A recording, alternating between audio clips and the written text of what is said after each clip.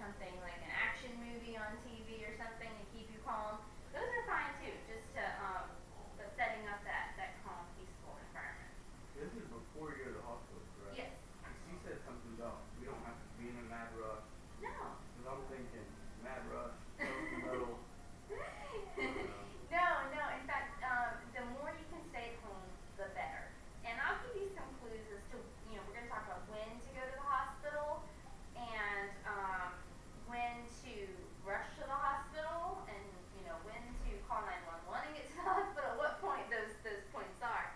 But for the first several hours of labor, you can be at home, you can be in a peaceful environment, and then you can take these things with you. You can't take the candles, but you can take a candle warmer. They tend to have a shortage of plugs at some hospitals, so you can take a flameless candle. You can take scented things, scented sprays. That's what I spray the room with, is a scented spray. You can take your little things that just make you happy. You can take music. They have CD players there. They have DVD players there. A lot of times they have some of the modern hospitals will have hookups for your MP3 players, or you can just bring a laptop and play all these things on it too. So you have that freedom of making your own nest. And you can turn off the lights. So you stay in. You don't have to leave them on. That's your room. So you can adjust the temperature. You can adjust the lights. You can wear your own clothes to an extent, depending on what they allow you to do. But you have a large freedom when you're in the hospital, even just to create that place where you feel comfortable. And we talked about even going into the bathroom and putting a little nightlight in the bathroom, and then getting in the shower and turning the lights off, and just creating that warm, peaceful, calm place to birth. Let me turn this off. It's funny, I was at a birth this last week. I was telling you about the one that was kind of long, and they had a playlist. Hello, come on in. Great, you made it. Yeah. Yes. We were just talking about birth nets. Here, you can sit there. You can move the chair to the other side either way. Would you like to do that? But we were talking about your birth nest, and I kind of made up a makeshift birth nest here. I had my music on, you missed that part, but the serene, peaceful environment, the candles, the smells, the music, the low lights, something just to calm yourself with. I'll go ahead and turn on the lights so we can have class. The birth I was at recently, they had this playlist on their of about 23, 24 songs. Well, we listened to that playlist over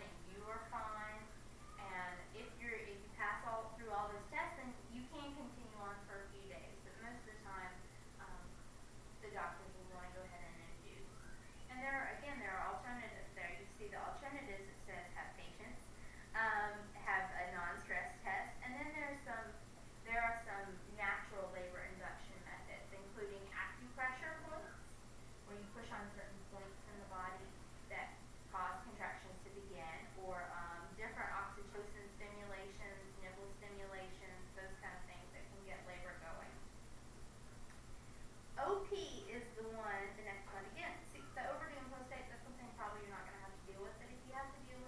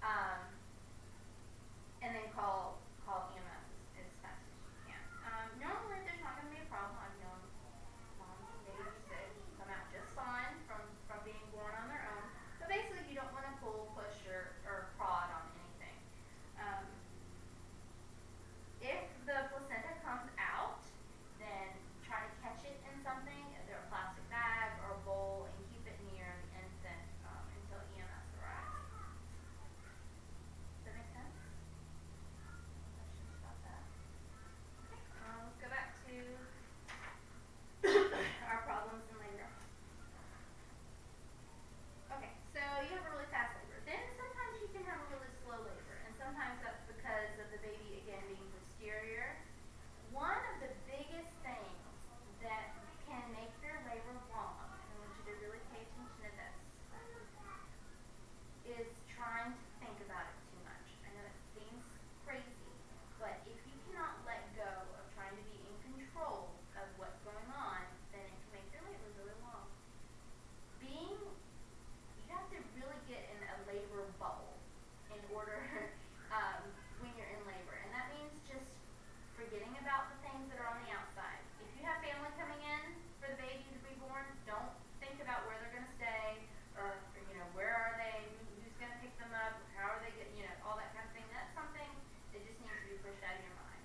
If there's other things going on in your life that they need to be set aside, and you just need to focus on you and the baby. If you cannot focus on you and the baby, then it does hinder labor. And I'm not sure exactly why that is. It's probably something to do with the hormones, and it just makes things really long. And so if you can get into that labor bubble, it looks something like, a lot of people call it very animal instinct kind of thing, but it's, I don't really believe in that. But what it is, it's completely not your analytical brain. It's the other side. It's that creative,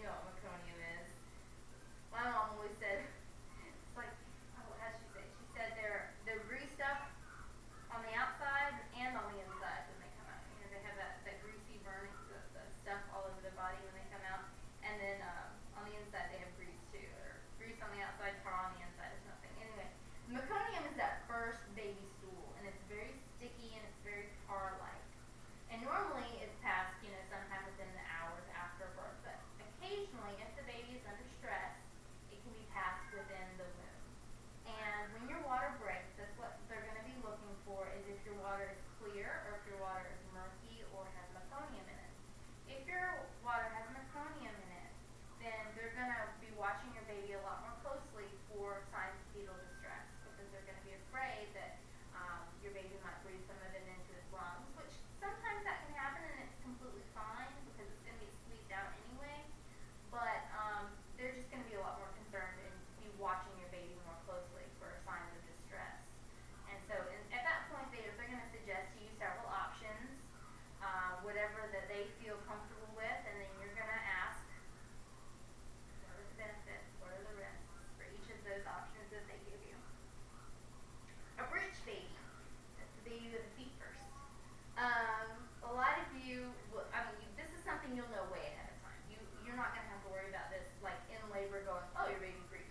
They're going to tell you this ahead of time because they're going to be watching your baby within those last several weeks of your pregnancy. Your baby's going to flip because the head's going to get the heaviest, and heavy things tend to go to the ground because of gravity. So your baby's head is going to naturally float to the bottom, and then your baby's going to get so big that he's not going to be able to flip back. But if you end up in a situation where you're getting close to your due date and your baby is not head down, then you have a breech baby. Breech babies are not allowed to be delivered in the state of Florida vaginally, so they're required to have a C-section for breech babies. However, there's some things you can do to turn your baby beforehand. Start telling it now. Go ahead and flip. But there's some things you can do beforehand. There's a website called spinningbabies.com, which tells you some different methods of getting your baby to get head down. And you can actually do, one of the things that they suggest is, again, the pelvic rocks, those kind of exercises that we talked about. But they have some things in acupuncture where they put a little something next to your little toe that creates this irritation for the baby and makes them want to flip. And so that's one of the methods they use to flip babies in the breech position. So if you end up in that situation, there's always, spinningbabies.com, I think, or yeah, there's websites are listed there. And then, but as far as finding a doctor who's willing to do it in Florida, it's legal. So not gonna happen. And all of you know you're not having twins or triplets, right? Okay, so we're gonna skip the multiple birth one. So do they deliver them in the type of settings you were talking about, like at home?